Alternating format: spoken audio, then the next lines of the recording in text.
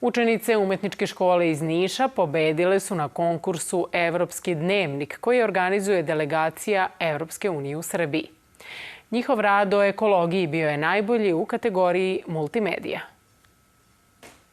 Animirani film učenica Umetničke škole iz Niša pokazuje koje su posljedice zagađenja životne sredine i opasnosti po okolinu. Sara, Maja, Milica i Anja za animaciju su koristile reciklirane materijale i plastelin.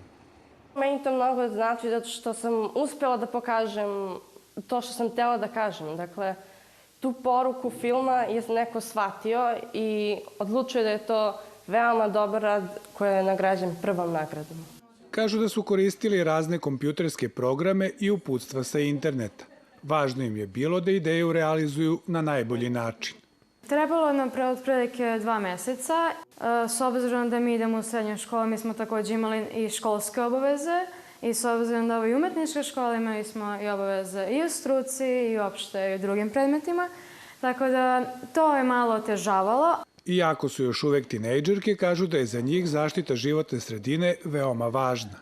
Bitno je da se od malena pokaže svest o ekologiji, jer ovo je jedna naša planeta i nemamo drugu i već ako smo, da ne mora da izgubimo i nju, jer nam je to baš jedino što imamo.